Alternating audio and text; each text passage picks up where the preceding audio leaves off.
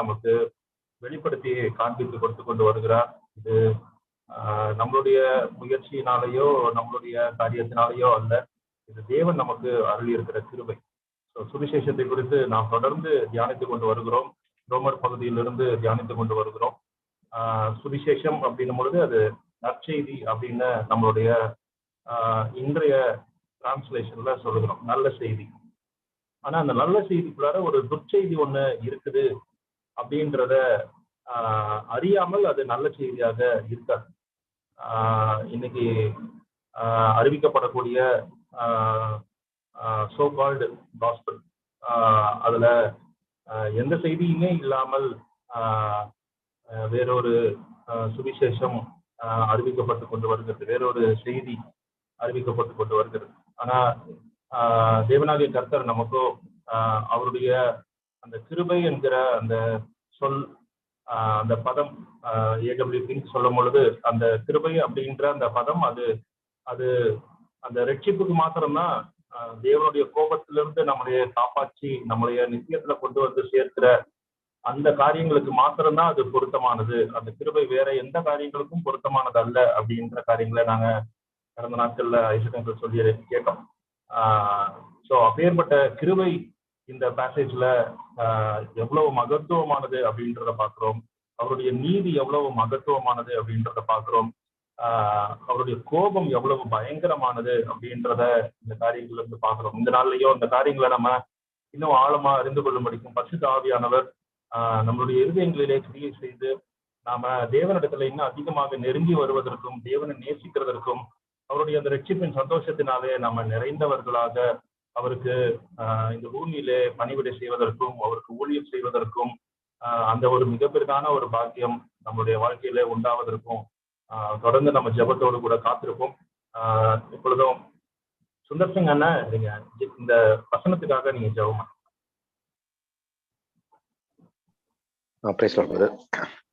கேக்குதா? கேக்குது brother. Thank you. ஜெபங்கள் அன்புள்ள ஆண்டவரே, ஸ்தோத்திரம் அப்பா. கர்த்தாவே, இந்த வேலைக்காக நன்றி தாப்பனே அப்பா, அந்த வேலைக்காக இந்த நேரத்துக்காக ஆண்டவரே அப்பா, இந்த நேரத்துல அப்பா உங்க சமூகத்துல இணையத்தக்கதான ஒரு பாக்கியத்தையும் கிருபையும் தயவும் தந்தைகளை ஆண்டவரே ஒரு கூட்டு மக்களாக ஆண்டவரே உங்கள் வார்த்தைகளை கேட்கத்தக்கதாக ஆண்டவரே அந்த வார்த்தைகள் இங்க இதயத்திலே கிரியை செய்யத்தக்கதாக ஆண்டவரே செய்து கொண்டிருக்கிறதுக்காக பெரிய அப்பா கொள்ளான கோடி ஸ்தோத்திரங்கள் ஆண்டவரே, கொள்ளான நன்றி அப்பா.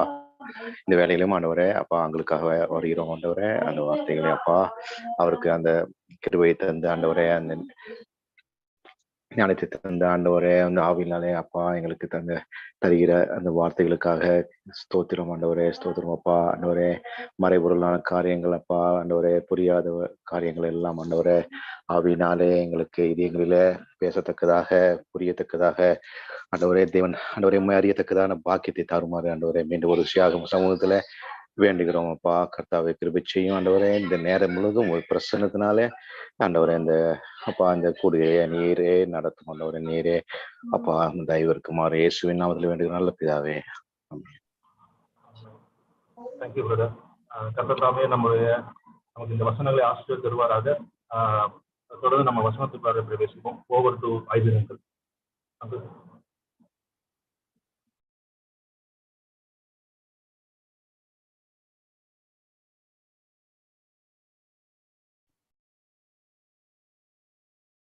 கிறிஸ்துவின் விளையாடப்பட்ட நாமத்தினாலே உங்கள் யாவரையும் வாழ்த்துகிறேன்.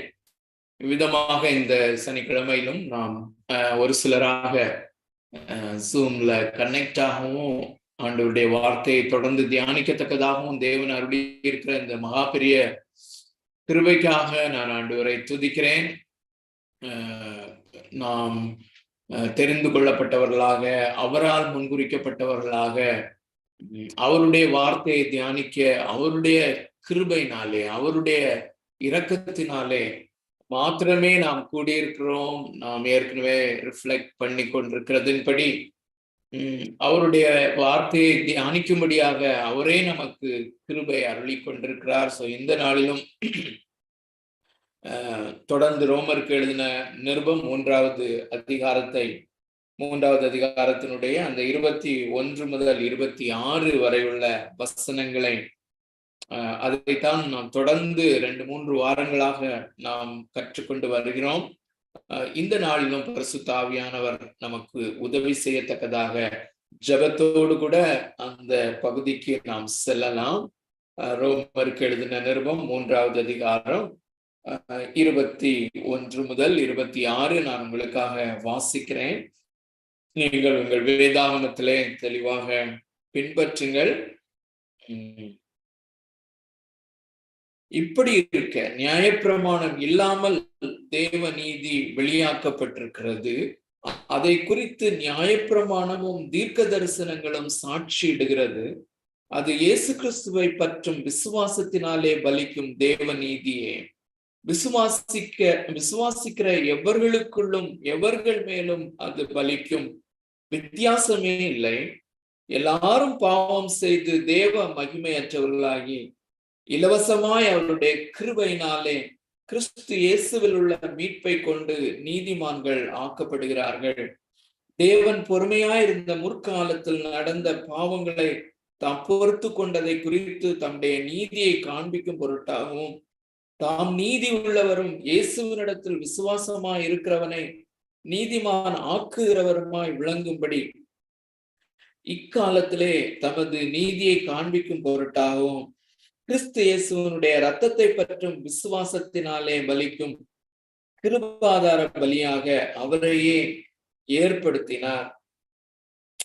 தொடர்ந்து நாம் சிந்தித்து வருகிறோம். இந்த 21வது வசனத்திலிருந்து 26வது வசனம் வரையிலும் உள்ள இந்த பேசேஜ் தான் வேதாகமத்திலே மிக முக்கியமான ஒரு பகுதி என்றும், குறிப்பாக ரோமருக்கு எழுதின நிருபத்திற்கும் இது ஒரு மைய பகுதியாக காணப்படுகிறது. மிக முக்கியமான ஒரு வேத பகுதி என்பதும் நாம் தொடர்ந்து கேட்டு வருகிறோம், நாம் அறிந்திருக்கிறோம்.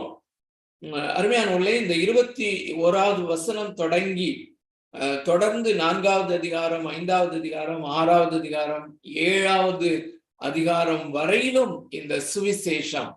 சுவிசேஷம் என்கிற காரியம் தேவ கோபாக்கினை உள்ளடக்கி இருக்கிறது என்பதையும் நாம் அறிந்திருக்கிறோம்.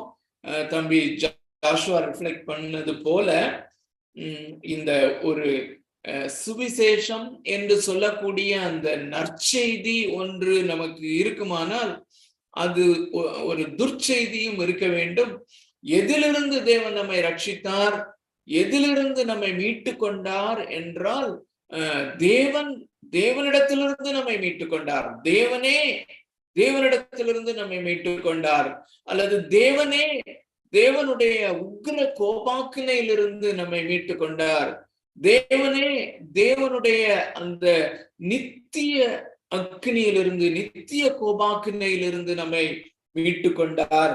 அதுதான் நற்செய்தி. அப்ப துர்ச்செய்தி அந்த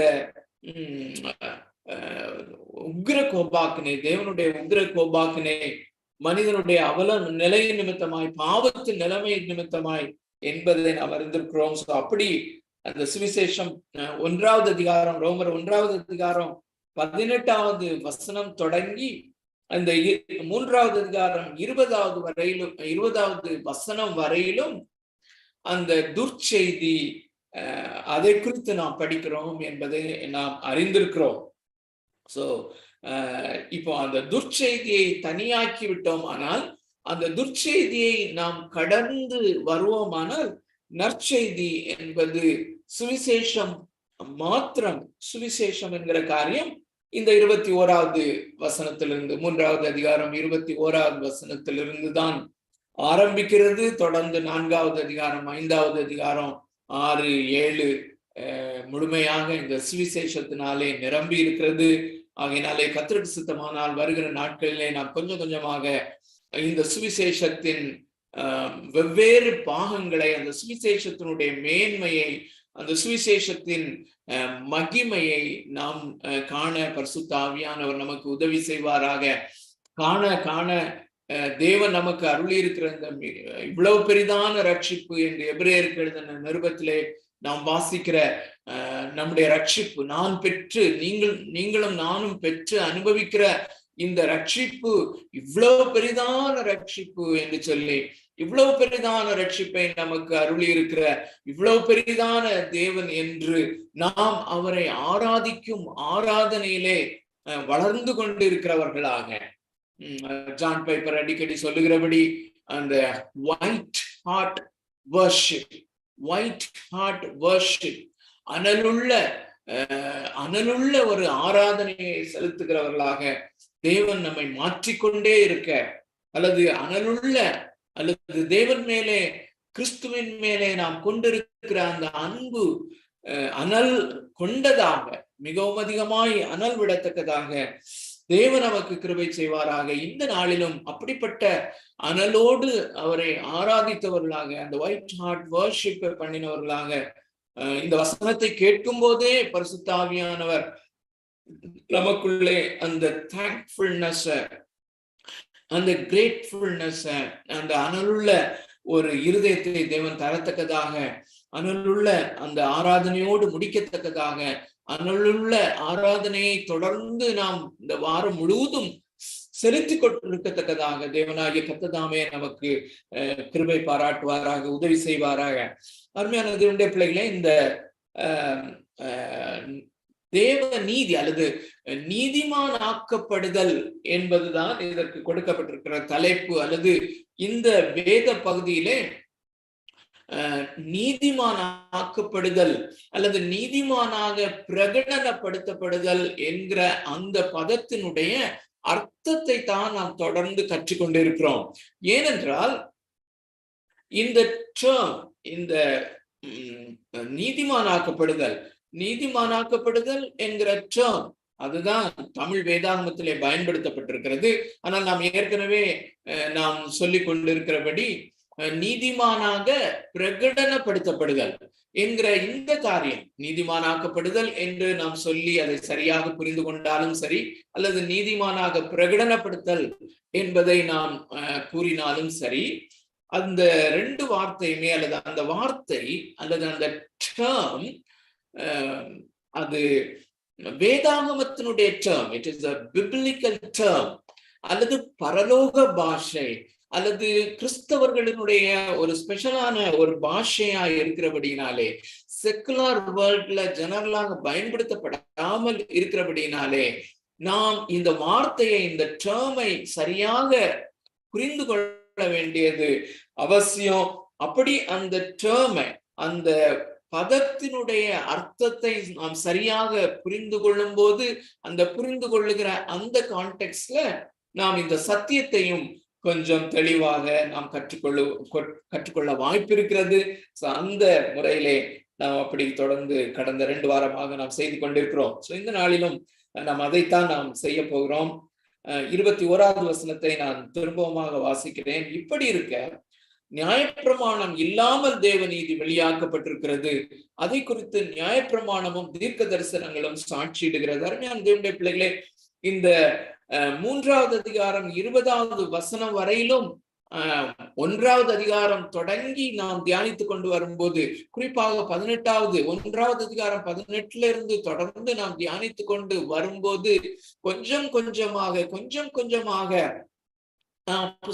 பவுல் பரிசுத்த ஆவியானவருடைய துணையோடு கூட மனிதனுடைய அவல நிலைமையை, தேவனை விட்டு அவன் வீழ்ச்சி அடைந்த அந்த நிலைமையை, அந்த முழுமையான சீரழிவுக்குள்ளே எப்படி இருக்கிறான் என்பதை அவன் காண்பித்து கொண்டு வரும்போது, ஆக்சுவலா ஒவ்வொரு நாளும் நாம் இதை தியானித்து கொண்டு வருவோமே ஆனால் அந்த ஃபீல் நமக்கு இருக்கும். ஆனா அநேக நாள் அல்லது ஒரு வாரத்திற்கு ஒரு முறை நாம் கூடுகிறதுனாலே இந்த ஃபீல் நமக்கு கிடைக்காது. பட் ஸ்டில் அருமையானவர்களே, இந்த காரியத்தை நாம் நினைவில் கொண்டவர்களாக நாம் முன்னேறி செல்வது நல்லது.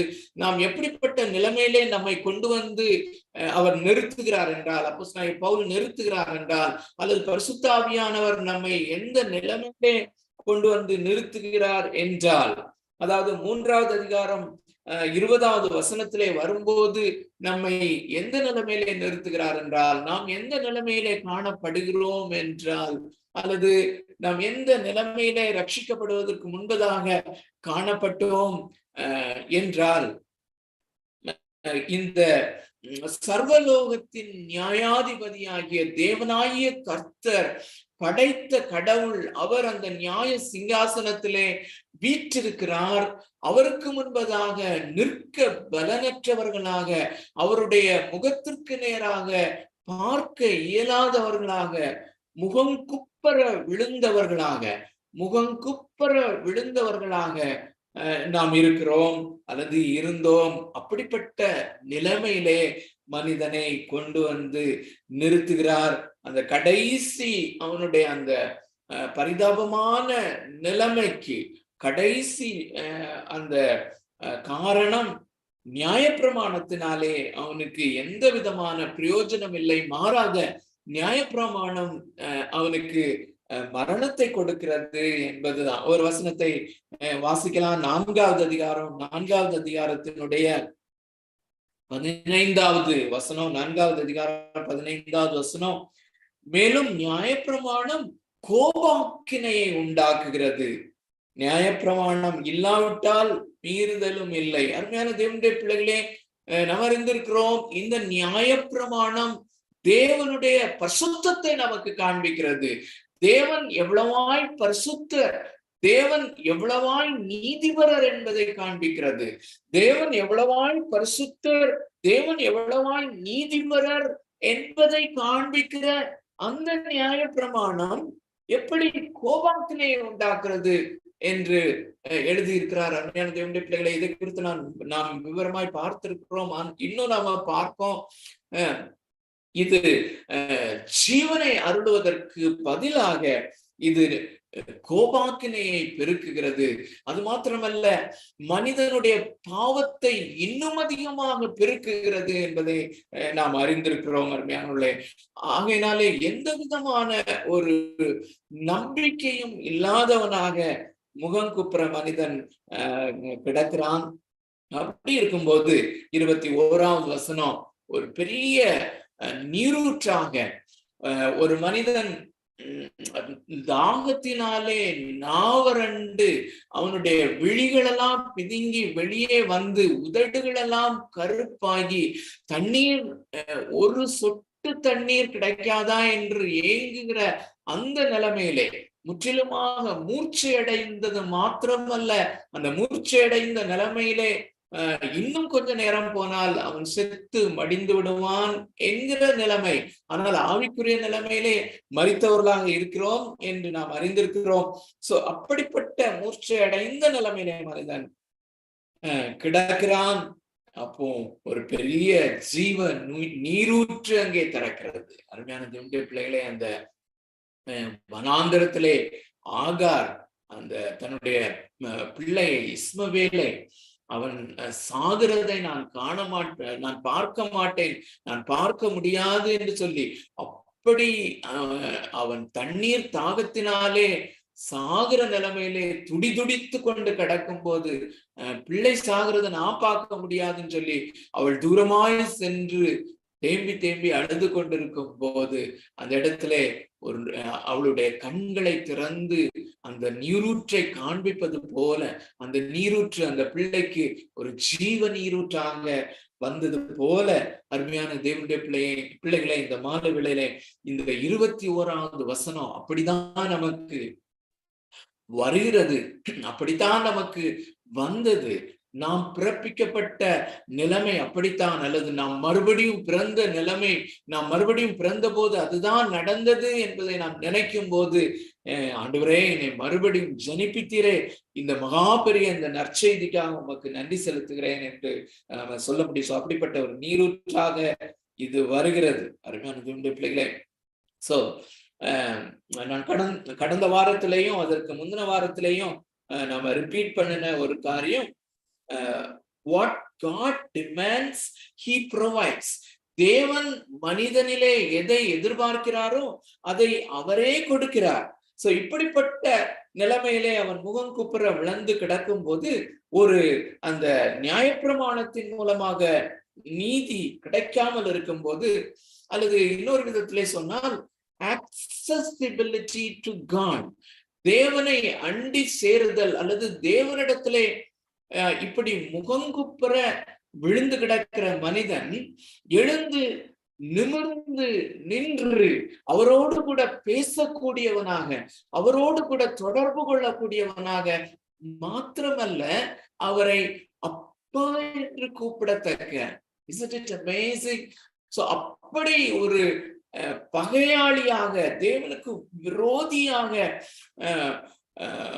அந்த நித்திய நரகாக்கினை என்கிற தண்டனையினுடைய தீர்ப்பை பெற்றவர்களாக அப்படி கிடக்கும் போது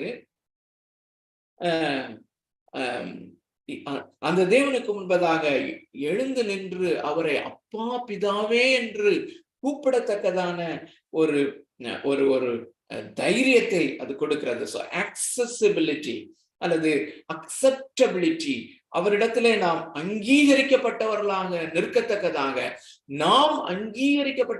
நிற்கத்தக்கதாக, அதை தொடர்ந்து நம்முடைய ஜெபங்கள் அங்கீகரிக்கப்பட்டவைகளாக மாறத்தக்கதாக மாறும் அந்த நிலைமையை தான் நாம் நீதிமான் ஆக்கப்படுதல், to have a right standing before God, தேவனுக்கு முன்பதாக சரியானவனாக அல்லது அங்கீகரிக்கப்பட்டவனாக நிற்குதல் என்கிற ஒரு காரியம் தான். சோ திரும்பவும் வாசிக்கிறேன் 21வது வசனம். இப்படி இருக்க நியாயப்பிரமாணம் இல்லாமல் தேவநீதி வெளியாக்கப்பட்டிருக்கிறது. It is being revealed from God. revealed என்று சொல்லும் போது தேவனிடத்திலிருந்து அது வெளிப்பட்டிருக்கிறது. தேவனே அதை வெளிப்படுத்தி இருக்கிறார் அல்லது தேவனே அதை அருளுகிறார். It comes from God. இலவசமாய் நமக்கு அருளப்படும்படியாக, ஒரு இனாமாக அருளப்படும்படியாக தேவன், என்னுடைய நீதியையே நான் உனக்கு கொடுக்கிறேன், என்னுடைய குமாரனாகிய கிறிஸ்துவனுடைய நீதியையே உன்னுடைய நீதியாக நான் கொடுத்து உன்னை நான் நிற்க பண்ணுகிறேன் என்று கடந்த வாரத்திலே நாம் இந்த மோசேயினுடைய அக்செப்டன்ஸை நம்ம பார்த்தோம்.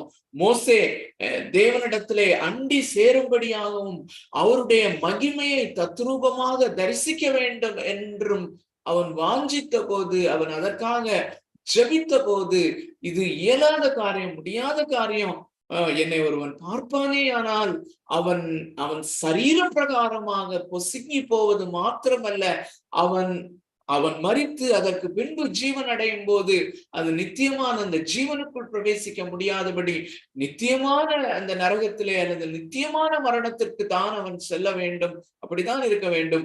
ஆனால் நான் உனக்கு ஒரு ப்ரொவிஷனை உண்டாக்குகிறேன். எனக்கு முன்னால் இருக்கிற இந்த கற்பனையிலே ஒரு வெடிப்பு இருக்கிறது, அந்த வெடிப்புக்குள்ளே அல்லது அந்த வெடிப்பை நான் உண்டாக்கி அந்த வெடிப்புக்குள்ளே நான் வைத்து என் கரத்தினாலேயே நான் உன்னை மூடி என்னுடைய முகபாகம் அல்ல என்னுடைய பின்பாகத்தை நான் கடந்து போக பண்ணி, இவ்விதமாக அவர்தாமே ஒரு ப்ரொவிஷனை உண்டாக்கினது போல இந்த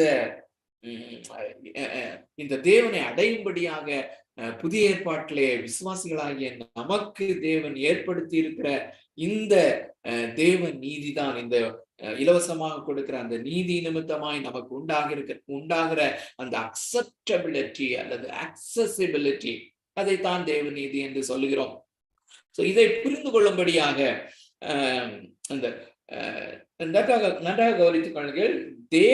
தேவ நீதி தேவனிடத்திலிருந்து வெளிப்படுத்தப்படுகிறது என்கிற அந்த ஒரே ஒரு காரியத்தை நாம தியானித்துக் கொண்டிருக்கிறோம்.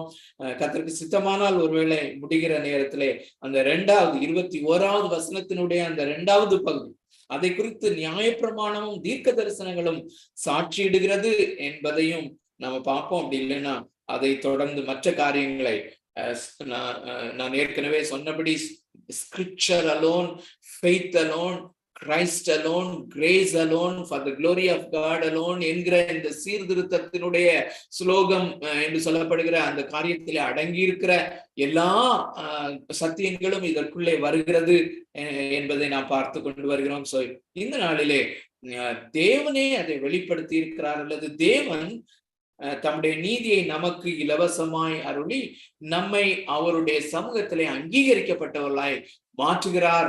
அதுதான் நீதிமான் ஆக்கப்படுதல் அல்லது நீதிமானாக பிரகடனப்படுத்தல் என்பதை நாம் இன்னும் விரிவாக புரிந்து கொள்ளத்தக்கதாக யோபின் புஸ்தகத்திலே ஒரு பகுதிக்குள் நாம செல்லலாம். யோபின் புஸ்தகம், யோபின் புஸ்தகத்துக்கு நாம் திருப்பலாம். 9வது அதிகாரம்.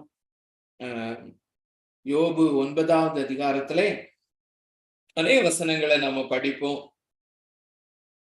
தெளிவாக உங்களுடைய வேதாகமத்திலே அல்லது ஸ்கிரீன்ல தம்பி போட்டாங்கன்னு அதை நாம ஃபாலோ பண்ணுவோம். அந்த அருமையானவர்களே, இந்த காரியம் இதற்கும் பொருந்தும். அந்த 21வது வசனத்திலே நாம் பார்த்த அந்த காரியம் அந்த 2வது பகுதியிலே இந்த தேவநீதி, இலவசமாய் அருளப்படுகிற தேவநீதி வேதாகமத்தில் அல்லது பழைய ஏற்பாட்டிலே தீர்க்க தரிசனங்களிலேயும் வேதத்திலே அது வெளிப்படுத்தப்பட்டிருக்கிறது என்கிற காரியமும் அந்த பழைய ஏற்பாட்டிலேயும் எல்லா அநேக பகுதிகளிலே இது வெளிப்படுத்தப்பட்டிருக்கிறது. அது மாத்திரமல்ல, பழைய ஏற்பாட்டிலே வாழ்ந்த விசுவாசிகளுக்கும் இதே பேட்டர்ன்ல தான் அவர்கள் நீதிமான்கள் ஆக்கப்பட்டார்கள் என்கிற காரியம் அதையும் அது குறிக்கிறது. யோபின் புஸ்தகம் 9வது அதிகாரம் 2வது வசனத்திலிருந்து ஒரு சில வசனங்களை நாம் வாசிக்கலாம். அநேக வசனங்களை நாம் வாசிப்போம். மிகவும் முக்கியமான ஒரு வேத பகுதி, மிகவும் ஆச்சரியமான ஒரு வேத பகுதி. 9வது அதிகாரம் 1வது வசனத்திலிருந்து வாசிக்கிறேன். அதற்கு யோபு பிரதி உத்தரமாக, அதாவது பில்தாத் பேசினதற்கு பிரதி உத்தரமாக, ஒருவேளை 8வது அதிகாரத்தை நாம் பார்ப்போமே, ஆனால் முழுமையாக நம்ம படிக்க முடியாது. இந்த 8வது வசனத்தினுடைய 8வது அதிகாரத்தினுடைய சாராம்சம் என்னவென்றால், அந்த 20வது வசனத்துல நாம வாசிக்கலாம். 8வது அதிகாரம் 20வது வசனத்துல யோபுவோடு கூட பில்தாத் பேசுகிற அந்த காரியங்களினுடைய ஒரு வசனம், அது முழுமையாய் அந்த காரியத்தை வர்ணிக்க கூடும். இதோ தேவன் உத்தமனை வெறுக்கிறதும் இல்லை, பொல்லாதவர்களுக்கு கை கொடுக்கிறதும் இல்லை என்று. சோ பில்தாத் என்ன சொல்லுகிறான் என்றால், உத்தமனாக ஒருவன் வாழ்கிறான் என்றால், வாழ்வான் என்றால், அல்லது நீதிமானாக ஒருவன் வாழ்வான் என்றால் தேவன் அவனை வெறுக்கிறதில்லை, தேவன் அவனை ஏற்றுக்கொள்வார். உத்தமனாக ஒருவன் வாழ்வானால் தேவன் அவனை வெறுக்கிறதில்லை, தேவன் அவனை அங்கீகரிப்பார், ஏற்றுக்கொள்வார் என்று சொல்லுகிறான். என்ன சொல்லுகிறான்? மறைமுகமாக, யோபுவே, நீரும் உங்களுடைய பிள்ளைகளும் பாவம் செய்திருக்கிறீர்கள், நீங்கள் உத்தமர்களாக நடக்கவில்லை, நீதிமான்களாக நடக்கவில்லை, ஆகையினாலே தான் நீ இப்படி உபத்திரவப்படுகிறாய் என்பதுதான் அவனுடைய கன்டென்ஷன். அதற்கு யோபு பிரதியுத்தரமாக என்ன சொல்லுகிறான் என்பது 9வது அதிகாரத்திலே தொடக்கத்திலிருந்து நாம் வாசிக்கிறோம். அதற்கு யோபு பிரதியுத்தரமாக, ஆம், காரியம் இப்படி இருக்கிறது என்று அறிவேன், காரியம் இப்படி இருக்கிறது என்று அறிவேன், தேவன் நீதிமானை உத்தமனை வெறுக்கிறதில்லை என்கிற காரியம் உன்னுடைய சமாச்சாரங்கள் எல்லாவற்றையும் நான் அறிவேன், நான் அதை அக்ரி பண்ணுகிறேன். அதை தொடர்ந்து, தேவனுக்கு முன்பாக மனுஷன் நீதிமானாய் இருப்பது எப்படி?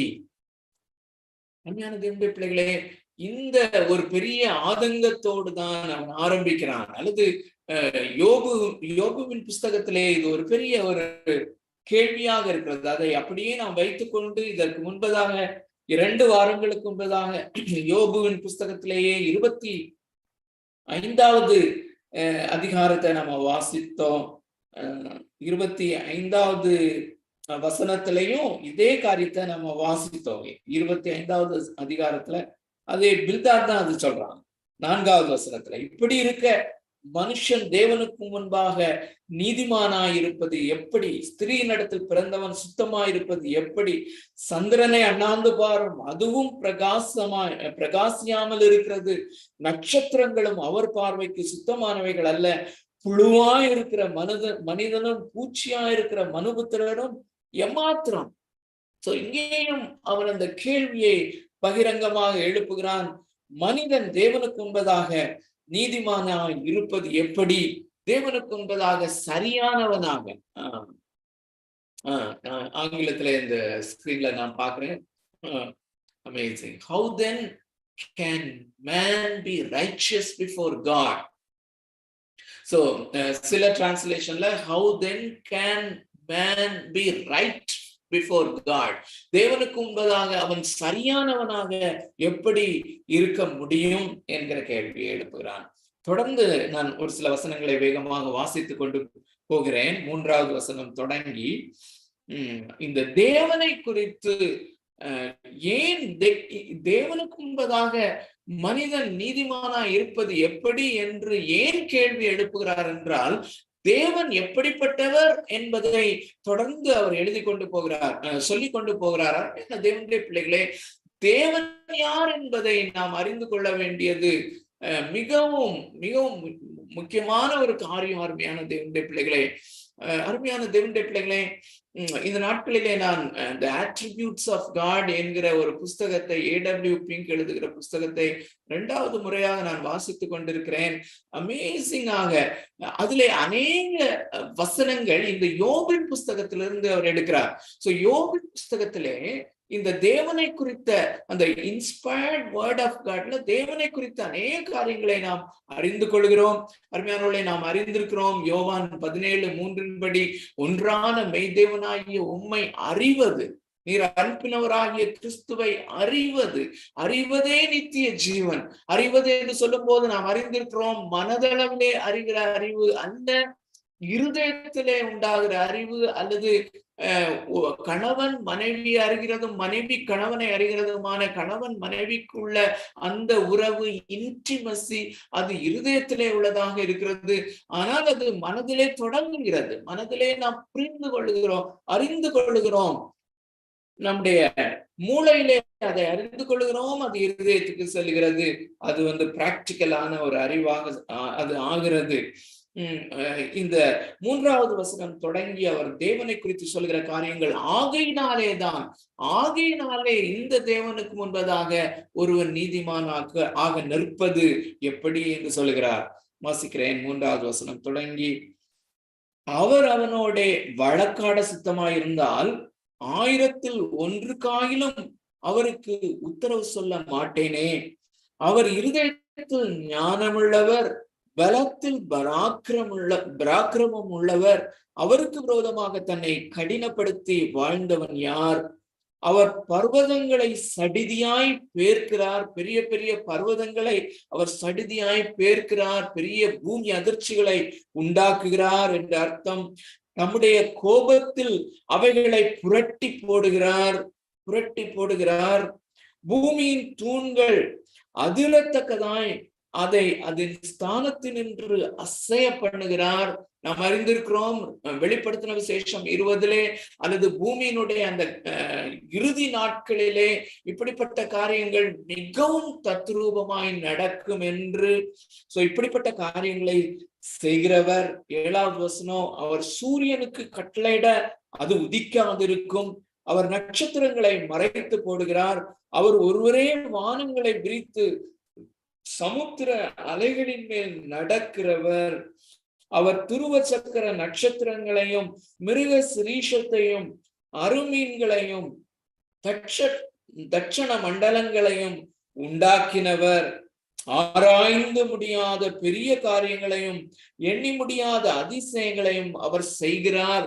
ஒருவேளை இன்றைய கிறிஸ்தவ உலகத்திலே இந்த வசனத்தை மாத்திரம் எடுத்து உங்களுக்கு உங்களுடைய வாழ்க்கையிலே ஆராய்ந்து முடியாத பெரிய காரியங்களையும் எண்ணி முடியாத அதிசயங்களையும் அவர் செய்வார் என்று சொல்லக்கூடிய ஒரு ட்ரெண்டை நாம நிச்சயமாக ஃபீல் பண்ண முடியும்.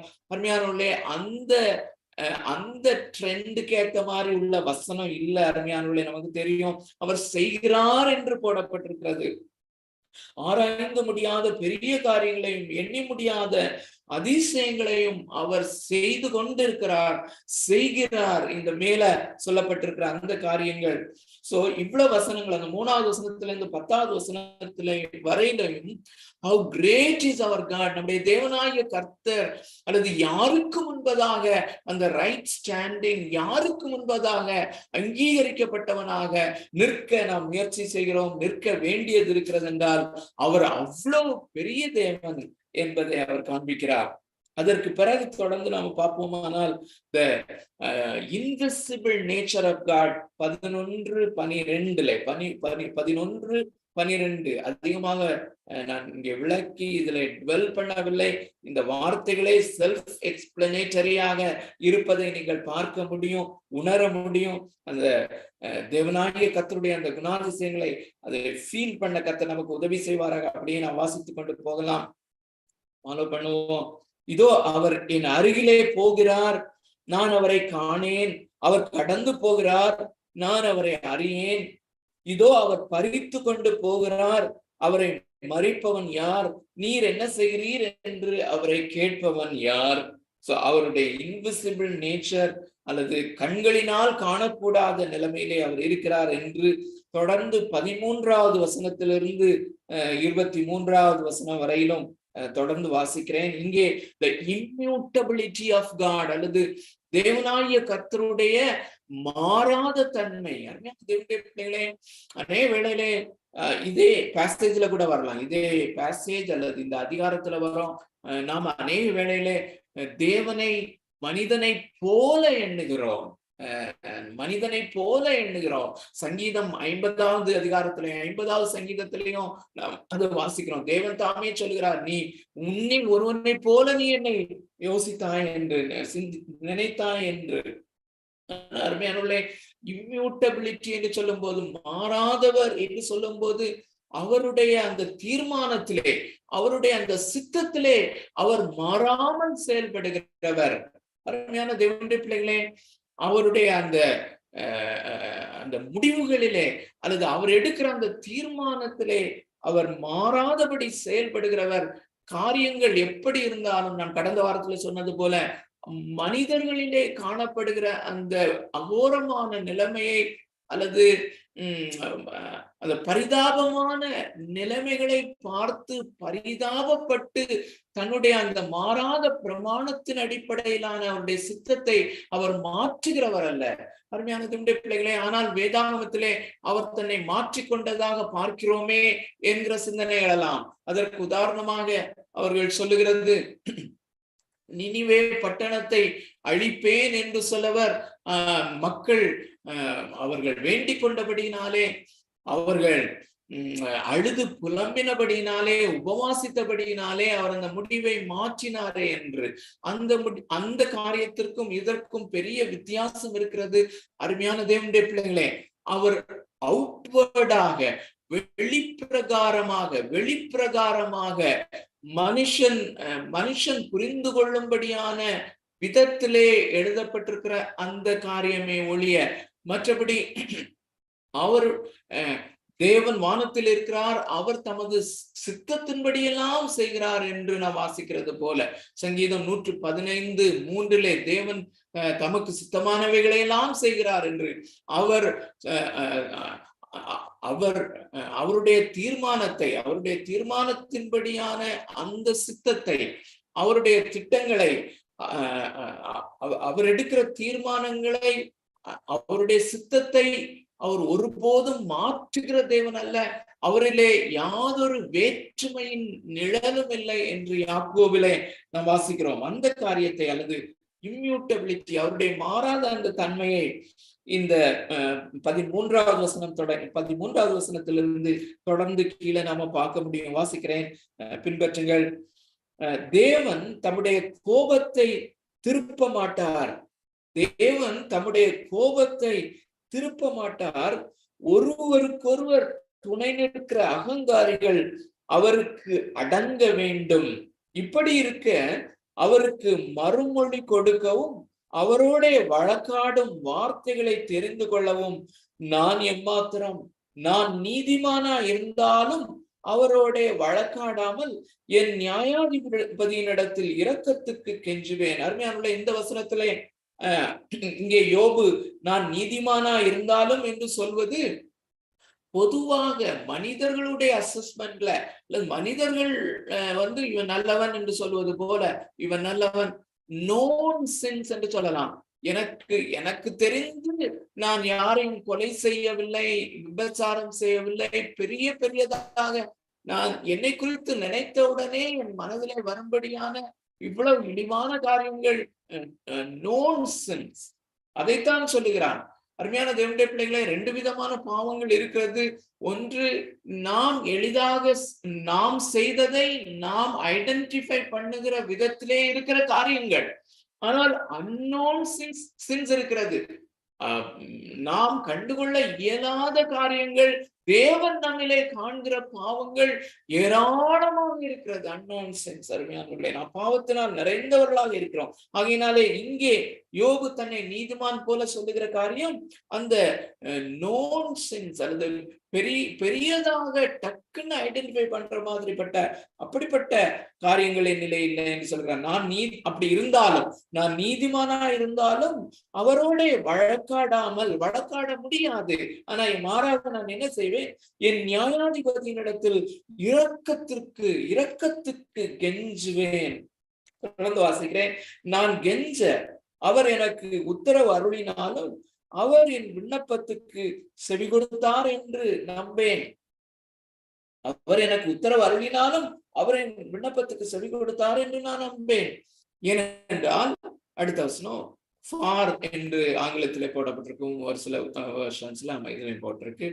அவர் குசலினால் என்னை முறிக்கிறார், முகாந்திரம் இல்லாமல் அநேக காயங்களை எனக்கு உண்டாக்குகிறார். நான் மூச்சு விட எனக்கு இடம் விடாமல் கசப்பினால் என்னை நிரப்புகிறார். பலத்தை பார்த்தால் அவரே பலத்தவர், நியாயத்தை பார்த்தால் என் பட்சத்தில் சாட்சி சொல்லுகிறவன் யார்? என் பட்சத்திலே சாட்சி சொல்ல ஒருவனும் இல்லை. நான் என்னை நீதிமான் ஆக்கினாலும் என் வாயே என்னை குற்றவாளியாக்கும். நான் உத்தமன் என்று சொன்னாலும் நான் மாறுபாடானவன் என்று அது சாட்சி கொடுக்கும். என்னிலே உத்தமம் இல்லை என்று சொல்லுகிறான். நான் உத்தமன் என்றும் என் உள்ளத்தை நான் நான் உத்தமன் என்றாலும் என் உள்ளத்தை நான் அறியேன். நான் ஒருவேளை உத்தமன் என்று பெரிய பெரிய பாவங்கள் என்னிலே டக்குன்னு நான் யோசிக்கும் போது காணப்படவில்லை என்பது போல நான் என்னை அசஸ் பண்ணனாலும் நான் என் உள்ளத்தை அறியேன், என் ஜீவனை அரோசிப்பேன். ஒரு காரியம் உண்டு, அதை சொல்லுகிறேன், சன்மார்க்கனையும் துன்மார்க்கனையும் அவர் அழிக்கிறார். சன்மார்க்கனையும் துன்மார்க்கனையும் அவர் அழிக்கிறார். சவுக்கானது அசுப்பிலே வாதித்து கொல்லும் போது அவர் குற்றமில்லாதவர்களின் சோதனையை பார்த்து நகைக்கிறார். இந்த 23வது வசனத்தினுடைய அந்த முதல் பகுதி, அது தமிழ் வேதாகமத்திலே வாசிக்கும் போது நமக்கு கொஞ்சம் புரியாதது மாதிரி அந்த வேர்ட்ஸ் இருக்கலாம். திரும்ப வாசிக்கிறேன். சவுக்கானது அசுப்பிலே வாதித்து கொல்லும் போது, அது என்னன்னா ஆங்கிலத்துல எப்படியா எழுதி இருக்கிறது, when disaster brings sudden death. ESV-ல தான் when disaster brings sudden death. பயங்கரமான டிசாஸ்டர் நடக்கும்போது அல்லது இந்த அசம்பாவிதங்கள் உலகத்திலே நடக்கும்போது அது நிமித்தமாக மரணங்கள் ஏற்படும் போது அவர் குற்றமில்லாதவர்களின் சோதனையை பார்த்து நகைக்கிறார்.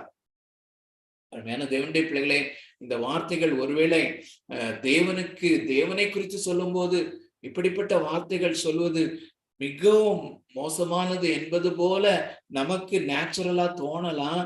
அருமையான தேவனுடைய பிள்ளைகளே, வேதாகமத்திலே நாம் அடிக்கடி சொல்லுகிறபடி the inspired, inerrant, infallible word of God. So இது எதை குறிக்கிறது என்றால், ஒருவேளை இந்த பாவத்தினுடைய தண்டனையாக இந்த உலகத்திலே நடக்கிற இந்த அசம்பாவிதங்கள், இந்த கலாமிட்டிஸ், இது நிமித்தமாக மனிதர்களில் அநேகர் சோதிக்கப்படும் போது, வேதனைக்குள்ளாகும் போது, மரிக்கும் போது தேவன் நகைக்கிறார் என்றால் அவரிலே அவர் அதை பார்த்து பரிதபித்து மாற்றுகிறவர் அல்ல, மாற்ற முடியாது, மாற்றுகிறவர் அல்ல. அருமையான தேவனுடைய பிள்ளைகளே, இவைகள் அவருடைய கோபாக்கினை என்பது அவருடைய பரிசுத்தத்தினுடைய வெளிப்பாடு.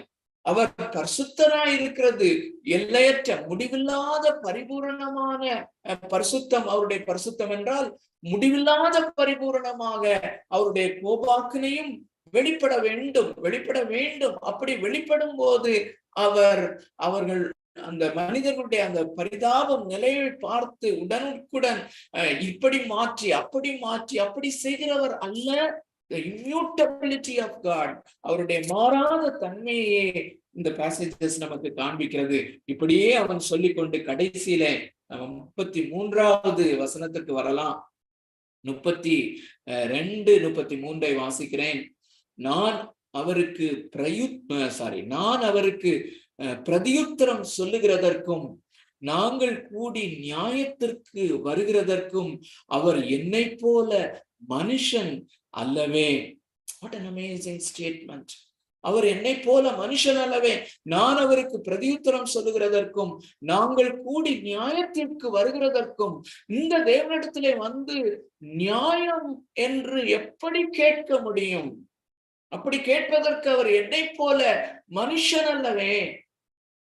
அநேகர் அருமையான தேவனுடைய பிள்ளைகளே, இந்த தேவனுடைய சர்வ அரசாட்சி அதிகாரம் அல்லது தேவனுடைய குணாதிசயங்களை பற்றி சொல்லும் போது தேவன் இவ்விதமாக அநேகரை நரகத்திலே தள்ளுகிறவராக இருந்தால் ஏன் அவரை படைக்க வேண்டும் என்று சொல்லும் போது அநேகர் அப்படி கேட்கிறார்கள். அப்படி சொல்லும் போது அவரிடத்திலே நியாயத்திற்காக நிற்பது போல, நியாயத்தை கேட்பது போல என்ன சொல்லுகிறான்?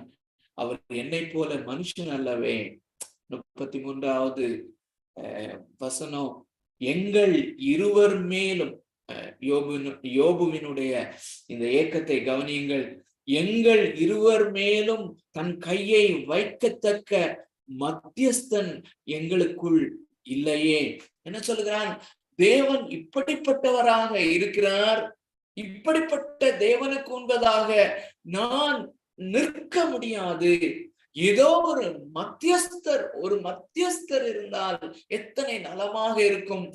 அந்த மத்தியஸ்தர் இந்த தேவனிடத்திலே ஒரு கையையும் என் தோளின் மேல் ஒரு கையையும் வைத்து எங்கள் 2 பேரையும் இணைக்கத்தக்க ஒரு மத்தியஸ்தன் இல்லையே என்று ஏங்குகிறான்.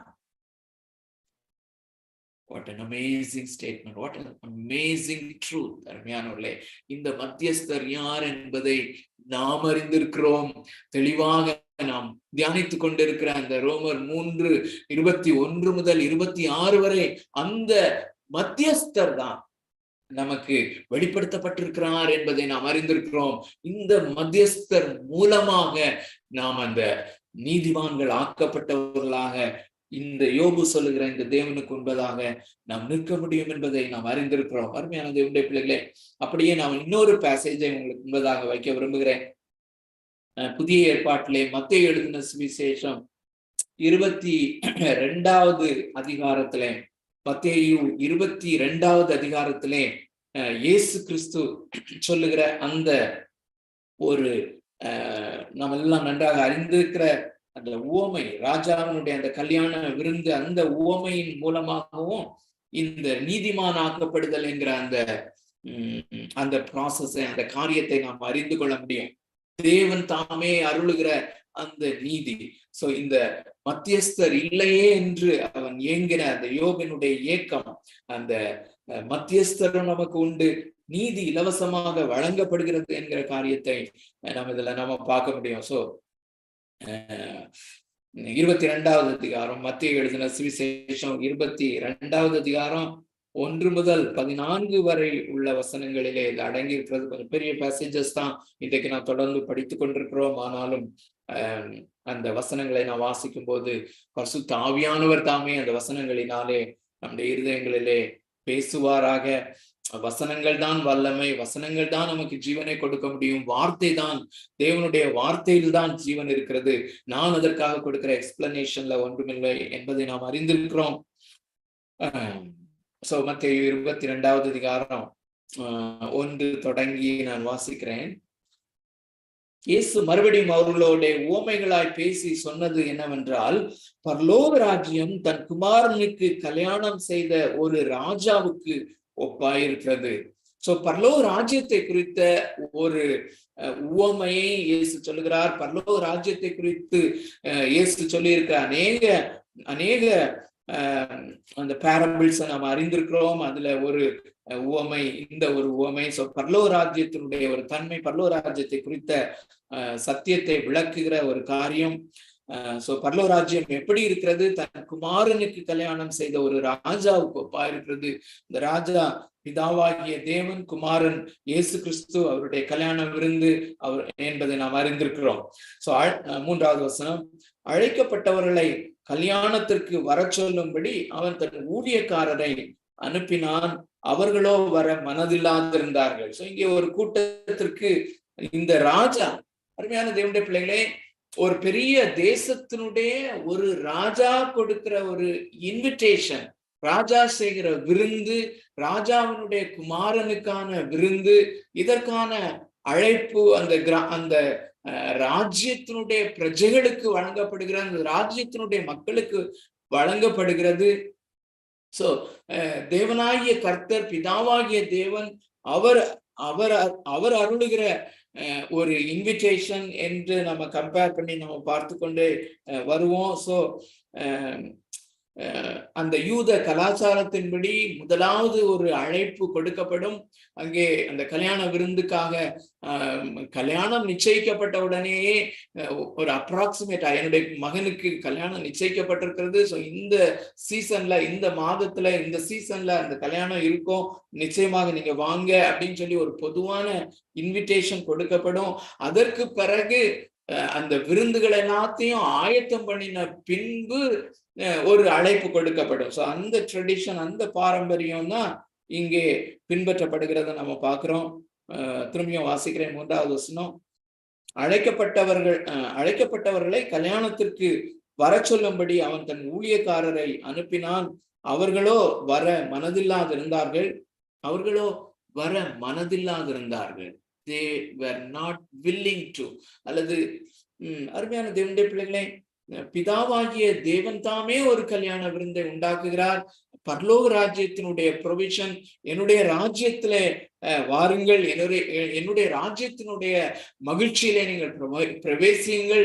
தேவனுடைய ராஜ்யத்தினுடைய பரலோகத்தினுடைய அந்த மகிமையை, பரலோகத்தினுடைய மகிமையை அனுபவிக்கும்படியாய், பரலோக ராஜ்யத்தினுடைய அந்த மகிழ்ச்சியை அனுபவிக்கும்படியாய் உங்களுக்கு நான் இன்விடேஷன் கொடுக்கிறேன்னு சொல்லும் போது அவங்களுக்கு வர மனம் இல்லை.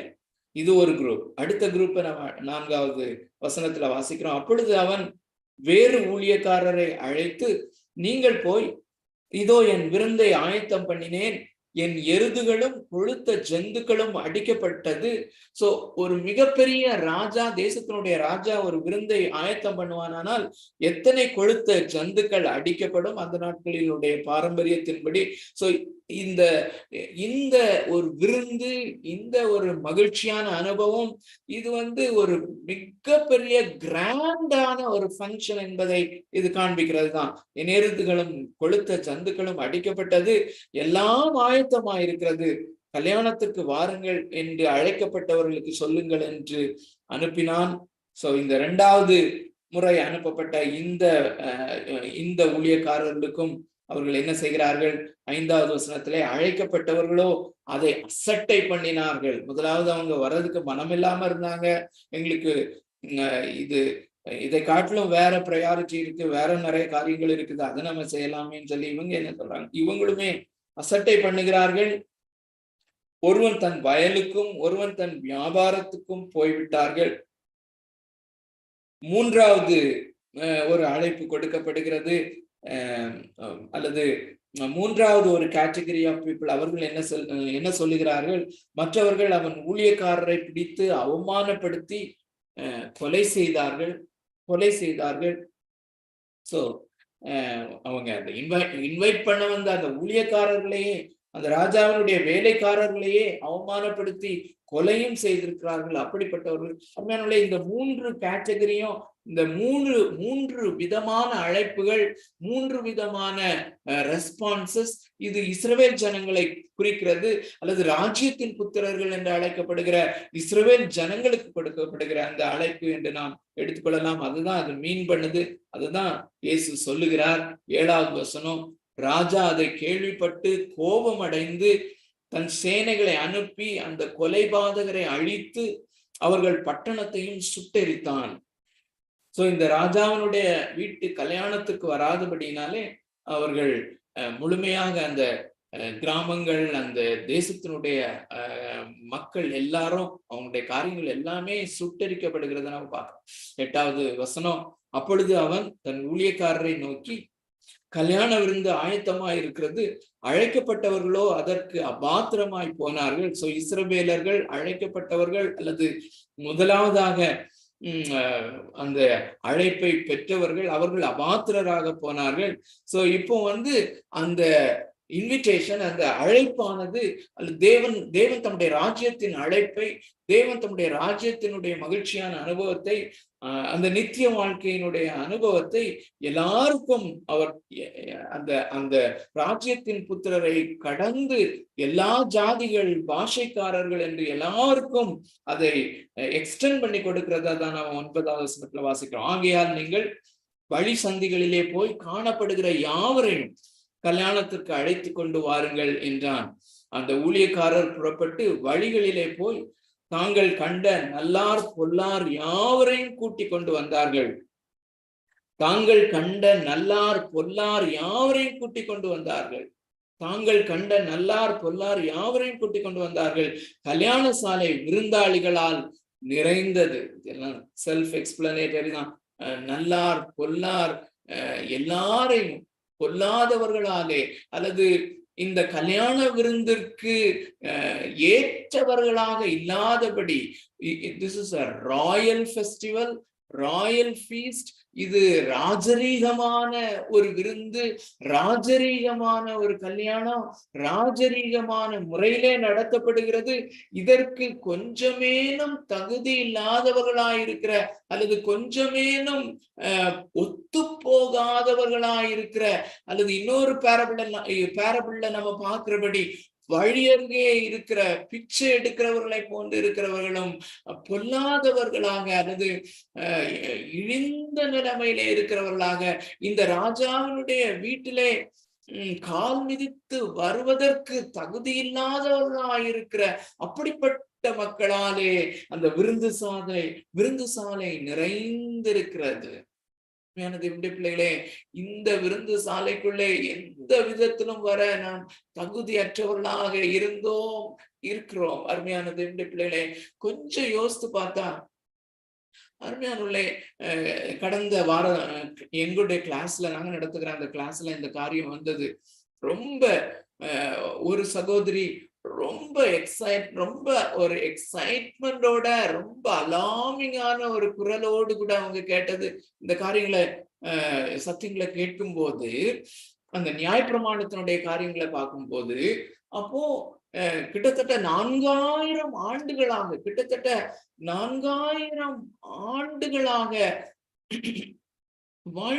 வாழ்ந்த அந்த முழு உலகத்துல ஒரு சிறிய ஜாதி ஆகிய இஸ்ரவேல் மக்களுக்கு மாத்திரம் அந்த தேவன் தன்னுடைய வார்த்தையை வெளிப்படுத்தி இருந்தாரானால், அந்த முழு உலகமும் அந்த சத்தியத்தை அறிவது, மெய்யான தேவனை அறிவது எவ்வளவு இயலாத ஒரு காரியம். அவ்வளவு பேரும் தன்னுடைய பாவத்து நிமித்தம் நரகத்துக்கு தானே போவாங்க. தேவன் எவ்வளவு கிருபையாக ஒரு சின்ன ஜாதிக்கு தன்னுடைய வார்த்தையை வெளிப்படுத்தி, தன்னுடைய நியாயப்பிரமாணத்தை வெளிப்படுத்தி, ஆனால் அதிலேயுமே அவர்கள் பின்பற்ற முடியாதபடி அந்த நியாயப்பிரமாணம் தேவனுடைய அந்த மகா பரிசுத்த நிலைமையையும், மனிதனுடைய இன்அக்சசிபிள், அவரை அடைய இயலாத நிலைமையையும், அந்த மாதிரி அவ்வளவு நிலைமையையும் காண்பிப்பதற்காகவே இந்த நியாயப்பிரமாணமும் கொடுக்கப்பட்டது என்கிற அந்த காரியம் அவ்வளவு ஆச்சரியத்தோடு அவங்க கேட்டுக்கொண்டிருந்தாங்க. அருமையானவர்களே, நானும் அடிக்கடி அங்க நினைக்கிற ஒரு காரியம்தான். அருமையானவர்களே, அப்படி இருக்கும்போது இந்த நாட்களிலே நாம் வாழ்கிற இந்திய தேசத்துல எவ்வளவோ முழு உலகத்தை கம்பேர் பண்ணும்போது மிகவும் ஒரு இன்சிக்னிபிகண்டாக இருக்கிற நமக்கு தேவன் இந்த இன்விடேஷனை கொடுத்து கல்யாண சாலைக்குள்ளே கொண்டு வந்திருக்கிறாரே. சோ இந்த இத மீதி காரியத்துல மீதி பகுதியில என்ன இருக்குதுன்னு நமக்கு நல்லா தெரியும். சோ ஒரு அடிஷனல் இன்ஃபர்மேஷன் கண்டிப்பாக நமக்கு தெரியும் தேவை.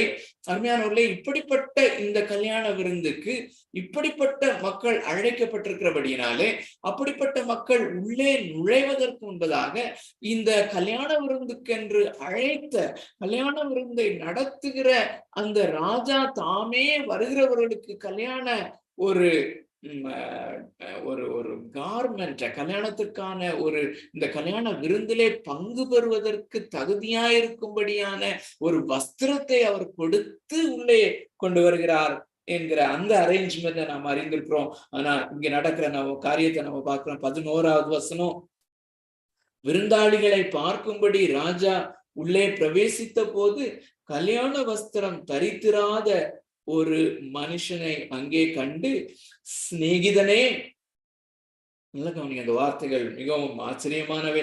சிநேகிதனே, சோ சிநேகிதனே என்று கூப்பிட்டபடினாலே ஒருவேளை அந்த நேரத்துல அவனுக்கு அந்த கல்யாண வஸ்திரத்தை கொடுப்பாரோ? அப்படி இல்லை.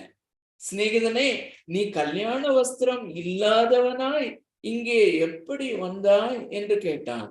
அதற்கு அவன் பேசாமல் இருந்தான். அவனுக்கு ஒன்றும் சொல்ல முடியாது. ஏனென்றால் அவனுக்கு தெரியும், அருமையான தேவனுடைய பிள்ளைகளே, இந்த அழைப்பு மகா உன்னதமான அழைப்பு, எனக்கு பொருத்தமில்லாத ஒரு அழைப்பு. நானோ வழியருகே உட்கார்ந்து கொண்டிருந்த பொல்லாதோர் கூட்டத்திலே நல்லார் பொல்லார் என்று அந்த சொல்லப்படுகிற அந்த பிரேஸ், அதற்கு உள்ளான அந்த பொல்லாதவனாகிய நான், இழி நிலையிலே காணப்பட்ட நான், எனக்கு இந்த அழைப்பு ராஜா விடுக்கிற ராஜாவினுடைய வீட்டினுடைய இந்த விருந்திற்கு எனக்கு கொடுக்கப்பட்டிருக்கிற இந்த அழைப்பே அது டிஸ்ப்ரொபோர்ஷனேட் ஆனது, அல்லது எனக்கு பொருத்தமற்றது. அப்படி இருக்கும்போது நான் வரும்போது இலவசமாக அவர்தானே இந்த கல்யாண விருந்துக்கு அழைக்கப்பட்டவருடைய இழி நிலைமை எல்லாரும் அவருக்கு தெரியும். அதனால அவரே அந்த ராஜாவுடைய வீட்டுக்கு வருவதற்கு ஏற்றபடியான ஒரு உயர்ந்த வஸ்திரத்தை அவர் எல்லாருக்கும் கொடுத்து கொண்டிருந்தார். இலவசமான அழைப்பு, இலவசமான வஸ்திரம். ஆனால் அதை பெறாமல் நான் வந்திருக்கிறேன் என்பது அவனுக்கு தெரியும். எதனால் அப்படி வந்தான்னே நமக்கு தெரியல, அவனுடைய டீட்டெயில்ஸ் இல்லை. அதனால அவன் பேசாமல் இருந்தான். அவனுடைய முடிவு என்ன, அவனுக்கு என்ன செய்யப்படுகிறது என்பதை நாம் அறிந்திருக்கிறோம். அதை வாசிக்கிறோம் 13வது வசனத்துல. அப்பொழுது ராஜா பணிவிடைக்காரரை நோக்கி, இவனை கையும் காலும் கட்டி கொண்டு போய் அழுகையும் பற்கடிப்பும் உண்டாயிருக்கிற புறம்பான இருளிலே போடுங்கள் என்றார். அருமையானவர்களே, அந்த முந்தின வசனத்துலதான் இந்த ராஜா சொல்லுகிறார் சிநேகிதனே. சோ சிநேகிதனேன்னு சொன்னதுனால ஒரு சின்ன இணக்கம் இருக்கிறது போல நமக்கு தெரியலாம். ஆனா அந்த சிநேகிதனே என்று கூப்பிட்டதுக்கும் இந்த 13வது வசனத்திலே அவனுக்கு கொடுக்கப்படுகிற தண்டனைக்கும் பொருத்தமா இருக்குதான்னு சொல்லி பாருங்க. பொருத்தமே இல்லை. கையும் காலும் அவனை கட்டி கொண்டு போய், இந்த கல்யாண விருந்து தான் நடந்து கொண்டு இருக்கிறது. அந்த கல்யாண விருந்து மகிழ்ச்சிகரமான ஒரு காரியம். ராஜாவுக்கு தன்னுடைய ஒரே குமாரனுடைய அந்த திருமணம் நடக்கிறது. அந்த கல்யாணத்துக்கான விருந்து அவ்வளவு கிராண்டா நடக்கிறது. அதே நேரத்துல கையும் காலும் கட்டி அந்த புறம்பான இருளிலே போடும்படியாக சொல்லப்படுகிறது. அருமையான தேவனுடைய பிள்ளைகளே, நாம் புரிந்து கொள்ள வேண்டிய காரியம் இந்த காரியம் தான். அருமையானவர்களே, நமக்கு கொடுக்கப்பட்டிருக்கிற அழைப்பு அது பொருத்தமற்ற ஒரு அழைப்பு. அது மாத்திரமல்ல, பொருத்தமற்ற அழைப்பை நமக்கு கொடுத்தவர் அந்த அழைப்பிலே அந்த ராஜாவினுடைய கல்யாணத்திற்கு வரும்படியாக அவர்தாமே தகுதி உள்ளவராக்கும்படி அவர்தாமே ஒரு வஸ்திரத்தை நமக்கு கொடுக்கிறார் அல்லவா. இழிவான நிலைமையில இருந்த நாம் இழிவான அந்த வஸ்திரத்தோடு உள்ளே செல்ல முடியாது. அவருடைய கர்த்தருக்கு சித்தமானால் அடுத்த வாரத்துல நம்ம பார்ப்போம். இந்த இன்னொரு பேசேஜ் நான் எடுத்து வைத்திருந்தேன். சகரியா 3வது அதிகாரத்திலே அங்கே யோசுவாவுடைய நிலைமை, யோசுவா என்கிற ஆசாரியனுடைய அந்த நிலைமையை அங்க நம்ம பார்க்கிறோம். அதிலே அவன் அழுக்கான ஒரு வஸ்திரம் தரித்தவனாக அவன் அங்க நிற்கிறான். அவனுடைய அழுக்கான அந்த வஸ்திரம், அழுக்குன்னு போடப்பட்டிருக்கிற அந்த வார்த்தை, அதற்கு சரியான அந்த எபிரேய வார்த்தையினுடைய அர்த்தத்தை நான் பார்த்து கொண்டிருந்தேன். அதாவது மனித கழிவுகள் அங்கங்கே சிதறப்பட்டிருக்கிற அப்படிப்பட்ட உடையை அணிந்து கொண்டிருந்தவனாக அந்த யோசுவா தேவனுக்கு முன்பதாக ஆசாரிய ஊழியம் செய்யும்படியாய் அவன் நிற்கிறான். அங்கேயும் அமேசிங்கான பேசேஜ், அந்த முழு பேசேஜ வாசித்து பாருங்க. கர்த்தருக்கு சித்தமா நம்ம வாசிக்கலாம் அடுத்த வாரம், இல்லாட்டா நம்ம தொடர்ந்து போவோம். அங்கே அந்த முழு பேசேஜ்ல அந்த யோசுவா என்கிற ஆசாரியன் ஒன்றும் அவனுடைய ரெஸ்பான்ஸ் அங்க ஒண்ணுமே இல்லை. அவன் பேசாதவனாக இருக்கிறான். ஆச்சரியமான ஒரு காரியம். அவ்வளவு காரியங்கள் அந்த தரிசனத்துல நடந்து கொண்டிருக்கிறது.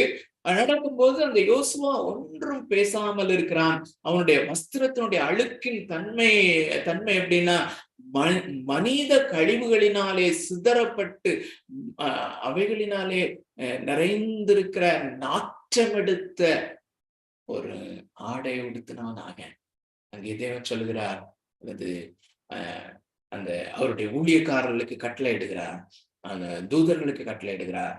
இந்த ஆடையை எடுத்து மாற்றி அவனுக்கு ஒரு சிறப்பான வஸ்திரம், அமேசிங்கான அந்த வேர்ட் யூஸ் பண்ணப்பட்டிருக்கிறாங்க, சிறப்பான வஸ்திரம். அதுக்கு ஆங்கிலத்திலே ஃபெஸ்டிவ் கார்மெண்ட். தேவனுடைய பிள்ளைகளே, இலவசமாக நமக்கு அருளப்படுகிற இந்த இயேசு கிறிஸ்துவனுடைய நீதி, இது ஒரு சாதாரணமான ஒரு நீதி அல்ல. அருமையான தேவனுடைய பிள்ளைகளே, ஒரு சாதாரண வஸ்திரம் அல்ல. இந்த தேவன் எப்படிப்பட்ட மகா பெரிய தேவனோ, அவருடைய சமூகத்திலே நாம் தைரியமாக செல்லத்தக்கதான விதத்திலே நாம் எப்படி வருகிறோம்? பாவிகளாகவே வருகிறோம், பாவிகளாகவே நிற்கிறோம், இழி நிலைமையிலே நிற்கிறோம். என்னுடைய நிலைமையிலே எந்த மாற்றம் ஏற்படவில்லை. ஆனால் எனக்கு மேலே வஸ்திரம் மூடப்படுகிறது. ஒரே ஒரு வசனத்தை வாசித்து முடிக்கலாம். ஏசாயா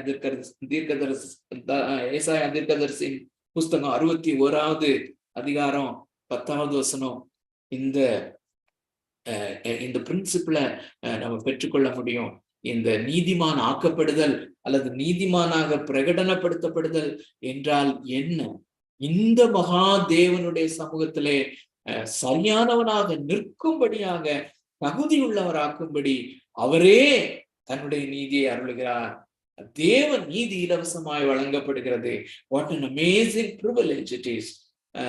61வது அதிகாரம் 10வது வசனம். கர்த்தருக்குள் பூரிப்பாய் மகிழுகிறேன், என் தேவனுக்குள் என் ஆத்துமா களிகூர்ந்திருக்கிறது. மணவாளன் ஆபரணங்களினால் தன்னை அலங்கரித்துக் கொள்ளுகிறதற்கும் மணவாட்டி நகைகளினால் தன்னை சிங்காரித்துக் கொள்ளுகிறதற்கும் ஒப்பாக அவர் ரட்சிப்பின் வஸ்திரங்களை எனக்கு உடுத்தி நீதியின் சால்வையை எனக்கு தரித்தார். ரட்சிப்பின் வஸ்திரத்தை எனக்கு கொடுத்தி நீதியின் சால்வையை எனக்கு தரித்தார்.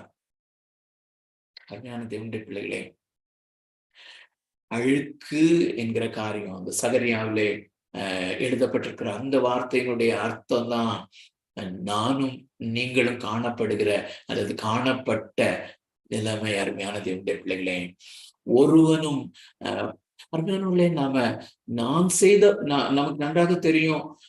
இந்த நான் பாவியா இருக்கிறேன் என்று சொல்லும் போது நான் செய்த அந்த பாவங்கள், அருமையானவர்களே, நான் என்னுடைய பாவத்தையே பார்க்கிற விதமே அந்த கரப்ட் வேலைதான் பார்க்கிறோம். அதனால நமக்கு எனக்கு என் பாவத்தை கண்டுபிடிக்கிறது கஷ்டம், முடியாத அருமையானவர்களே. ஆனால் தேவனாய கர்த்தர் பார்க்கும்போது 24/7 அழுக்கிலே ஒரு பன்றி புரள்வது போல புரண்டு கொண்டு இருக்கிறது தான் மனித வாழ்க்கை. மனிதனை தேவன் அப்படிதான் பார்க்கிறாரு. என்னை அப்படிதான் பார்த்தார், என்னை அப்படிதான் பார்த்தார். மனிதனாக கிறிஸ்துவிலிருந்து என்னை வெளியே வைத்து பார்த்தாரானால் அப்படிதான் அவர் பார்த்து என்னை அங்கீகரிக்க முடியாது.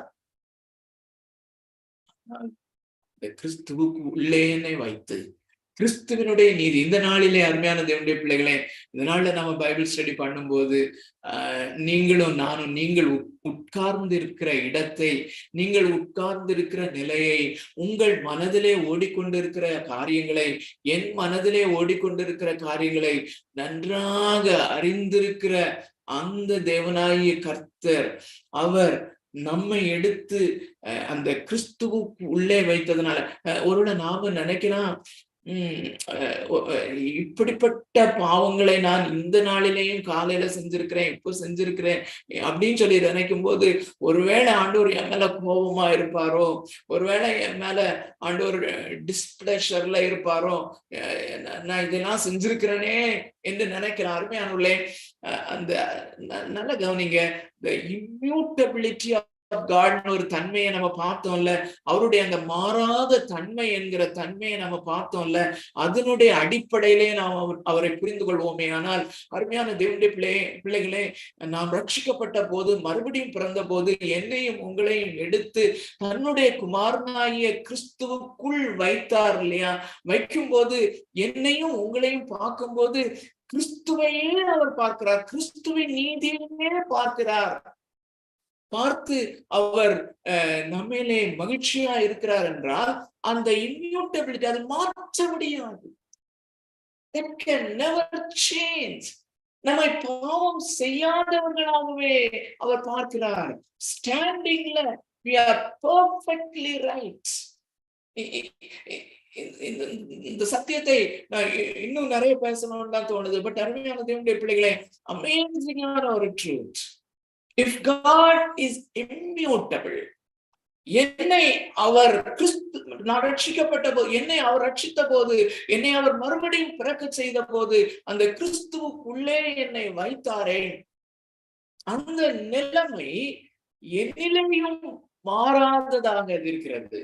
It is immutable. ஒருவேளை நாம் பாவம் செய்தாலும் நாம் பாவத்திலே நிலைத்திருக்க முடியாத ஒரு ஸ்பிரிச்சுவல் கண்டிஷன்ல நம்ம வைத்திருக்கிறார். அமேசிங். வருகிற நாட்களிலே இதை இன்னும் புரிந்து கொள்ள கத்ததாமே நம்முடைய இருதயத்தின் கண்களை திறப்பாராக. Since God is immutable, அவர் மாறாத தேவனாக இருக்கிறபடினாலே நம்மை கிறிஸ்துவுக்குள்ளே அவர் வைத்த போது மாறாத நீதிக்குள்ளே அவர் நம்மை வைத்திருக்கிறார். அந்த அவர் நமக்கு போர்த்தின அந்த நீதி என்னும் சால்வை, ரட்சிப்பு என்னும் வஸ்திரம் இம்யூட்டபிள், அது மாறாதது. Amazing God. அருமையான தேவனுடைய பிள்ளைகளே, ஆனால் இது இலவசமாக அருளப்படுகிறது. ஆனால் இதற்கு செலுத்தப்பட்ட கிரயம் மகா பெரிய கிரயம் என்பதை நாம் அறிந்திருக்கிறோம். நானே என்னுடைய பாவங்களை ஐடென்டிஃபை பண்ண முடியாம இருந்தாலும், அது மனிதனுடைய கழிவை போல அழுக்கா இருந்தாலும், அந்த ஒவ்வொரு அழுக்கும் ஒவ்வொரு பாவமும் என்னுடைய ரட்சிப்பின் நாயகராகிய கிறிஸ்துவின் மேல் சுமத்தப்பட்டது.